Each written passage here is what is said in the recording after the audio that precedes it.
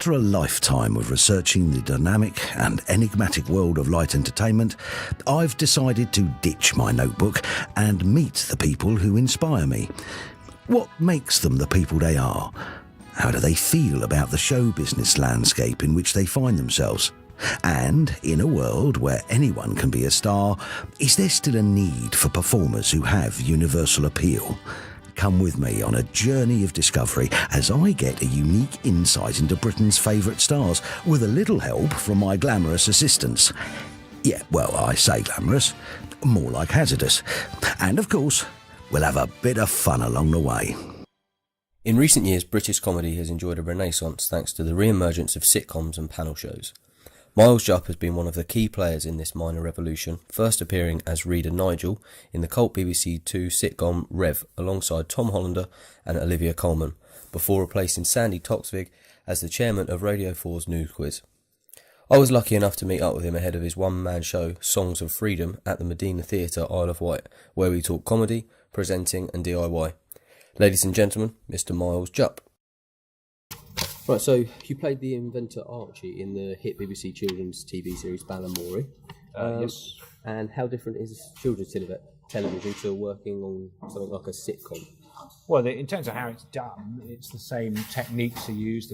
The way scripts and rewrites and all the technical terms are the same. In terms of that's how I learned what different things meant, like two shots and one shots and singles and cutaways and pickups and these language I didn't know when I started doing Balamory. So it would have been the same sort of technical language used on Rev 10 years later, however many years it was. And so that kind of thing. And the atmosphere is slightly different, obviously, because on a sitcom you're maybe recording half an hour's episode on it costs 5 or 6 days, if it's a single camera one. And in Balamory we were shooting 8 episodes a week, so that was much more sort of frenzied, and possibly more mistakes make it to air in that environment. So growing up, who were your comedy heroes? Did anyone sort of make you think, I would like to be like that? Well, when I suppose it was listening to comedy in the car, so we'd have cassettes of Max Boyce. We used to listen to a lot. There was a cassette tape given away with Select magazine sometime in the early 90s, and it had Arnold Brown and Bill Hicks and Larry Miller. A lot of comics you talked to, like, I remember that tape. And it was just, we'd listen to it over and over again. And I suppose there was just generally, it felt like there was less stuff then. So if that was one of the tapes you listened to in the car, you would listen to it over and over again. And the other one, Tom Lehrer, we used to listen to a lot.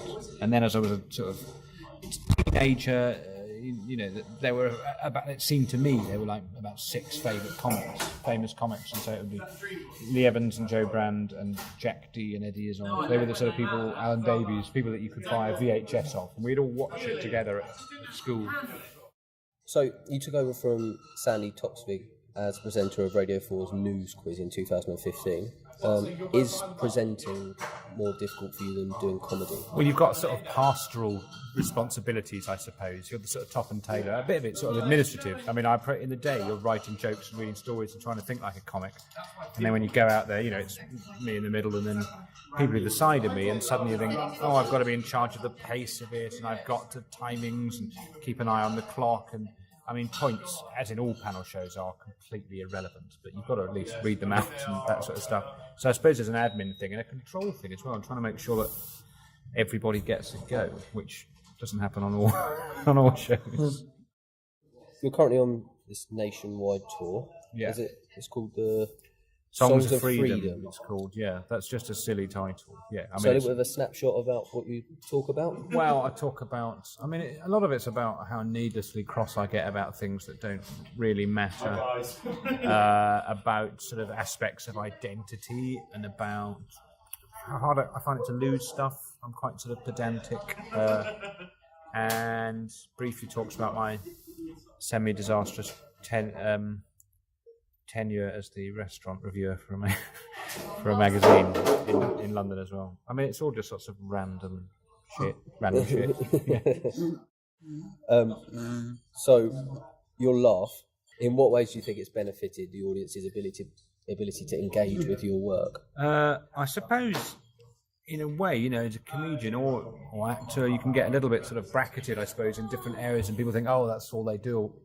For me, in a way, being on a program and sort of laughing at the other people on it, it's an element of that where you think, well, I imagine it appears, this man is capable of enjoying all these things, so he can't just be in the sort of tiny box that we sometimes put him in. But also that's a sort of, there's an element of things where I remember watching when I was younger a panel show, and it was sort of all right, but the people on it appeared to be really enjoying themselves, and I thought, that is solid professionalism for these people. They're making it look as if everyone's enjoying themselves. Yeah. I suspect there might be. So there's an element of good manners about laughing all the time. Yep. But the other aspect of it is I am enjoying it, and you put the hours in and stuff. But once I think if you're on a show and everyone's just looking at their notes and not listening to each other, then it's not going to have a kind of it won't meld. You know, and if you sit next to Paul Merton, I mean that's.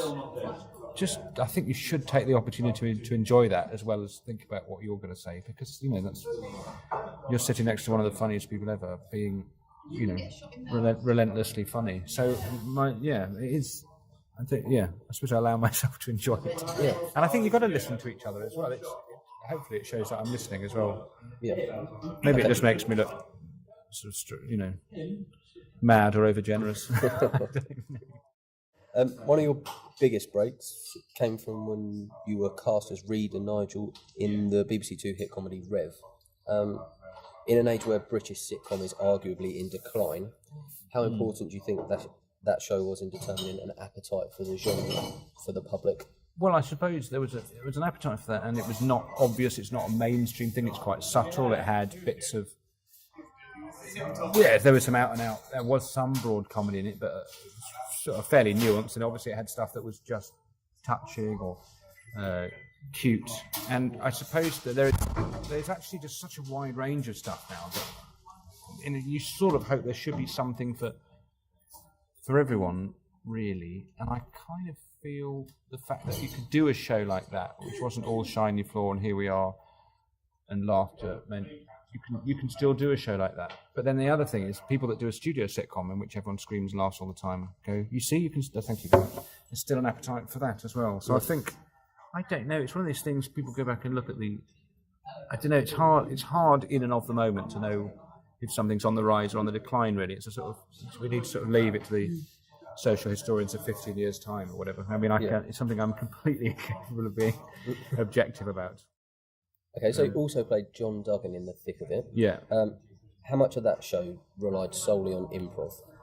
It's a lot less improvised than it looks. It has this reputation of being completely improvised, but it's not. It's one of the, it's very heavily and very well written. There's a big writing team on it. People take over scripts at different stages for drafts. You go in, you read a script, and then say, put the script away, let's act some of that out. The stuff that's really amazing sort of has already gone in on first reading in a way. Yeah. And then you might come up with a few more bits when you rehearse, you rehearse loosely, and then there's another draft, and so more stuff goes in. So it'll be redrafted a lot while you're doing it, and then it's actually about the sort of free-flowingness of it. It's not really until about take 5 that they go, okay, let's get this a lot looser, by which time they've got a bolted down version of everything that's written anyway, and a lot of the improvised stuff, Armando said to me, it's really, a lot of that is actually for the reactions. Yeah. So it's the stuff that people improvise doesn't necessarily make it in, but the way people respond to improvisations does, because that's so in the moment. Okay. But no, it's very, I mean, the writers on that show are phenomenal.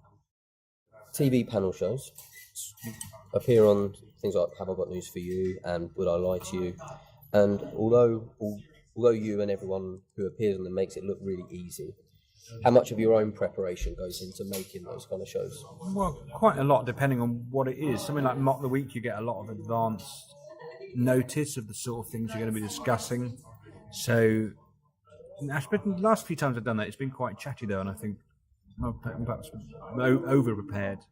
Something like Have I Got News For You see very little of it before it happens. So in a way, there's only so much time you can have to do any preparation. Would I Lie To You? You have a chat with someone for an hour, weeks in advance, and then you don't know which of the things that you've told them are going to come up or not. So if you take an envelope out and you read out what's on it, even if it is a truth, you think, God, I can't even remember telling them this. If it's a lie or whatever, you're reading these things. Yeah. It's someone else is rendering something you've said. So that is a really fun one, actually, what I like, because you're just larking about. Yeah. So, what's next for Miles Jupp? Next Miles Jupp, well, I'm about to go on stage at the Medina Theatre, the Isle of Wight.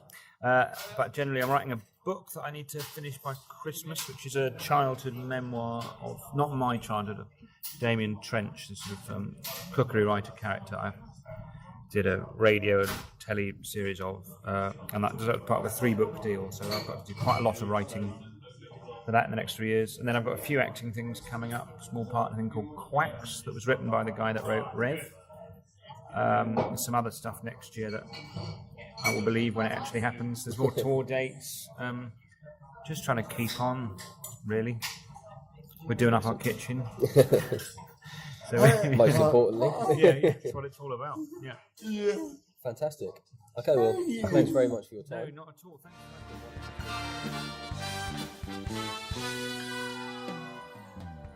A big thank you to our guest for being the subject of another Beyond the Title interview. If you like this, why not browse the website and see if there's anything else that takes your fancy. Don't forget to like our Facebook page to receive updates of forthcoming interviews and to see more information about me and what I do. Thanks again, and hopefully see you next time for another Beyond the Title interview.